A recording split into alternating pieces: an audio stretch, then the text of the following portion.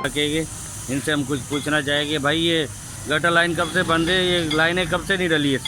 अस्सलाम वालेकुम जी, मेरा ताल्लुक़ इसी यूपी से और मैं यहीं पैदा हुआ हूँ और जवान हो गया हूँ, शादी हो गई, 2 बच्चों का बाप, इसी जगह पर मैं रहता हूँ। ठीक है, तो ये भैया ये रोड बने हुए कोई 1000 साल नहीं हुए, ये अभी बना है यार।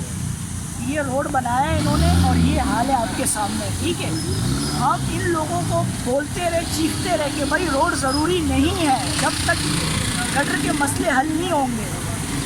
वो लोग क्या करते हैं कि भाई 8-10 अफराद होते हैं, रहते कहीं और है, रहना तो हमने यहाँ पर है ना, हमारे घर है ना, हमारी आवाम, हम लोगों के अहले मोहल्ले के लोग, ये देखो ये इलाके के लोग यहाँ से गुजरते हैं। इस टाइम लेडीज बहुत परेशान हो रही है। यूरोप और सिडनी से आगे लोग यहाँ से गुजरेंगे नहीं। ठीक है, हमने और आपने नमाजियों ने यहाँ से गुजरना होता है।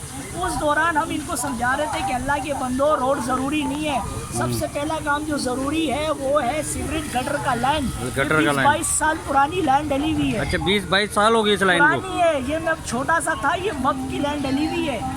रोड तो यहाँ पे 3-4 दफ़ा बन चुके, मेरे होते हुए कोई 50 बार बन चुका है।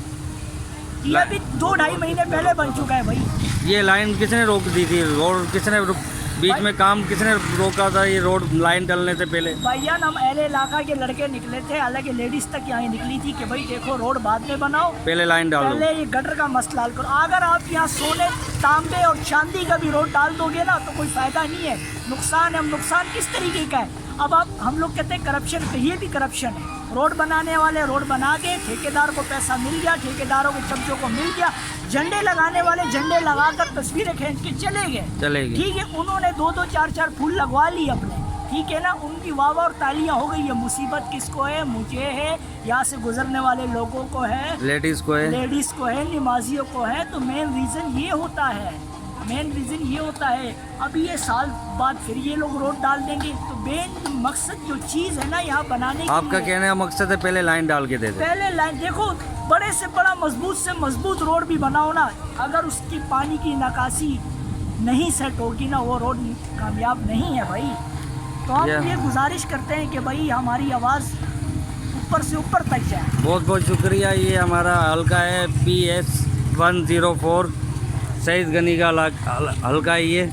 और ये आप देख सकते हो, ये पूरा गटर यहाँ से लेकर पूरी लाइन ये डैमेज हुई हुई है, जिसकी वजह से ये बारिशों में और कुछ भी हो जाए, थोड़ा सा भी पानी गटरों में ज़्यादा चले जाए तो ये गटर बंद हो जाते हैं। तो बहुत बहुत शुक्रिया भाई, अल्लाह हाफिज़। लाइक करें, कमेंट करें, शेयर करें और बेल आइकन को प्रेस करना मत भूलें। देखते रहिए ऑन न्यूज़।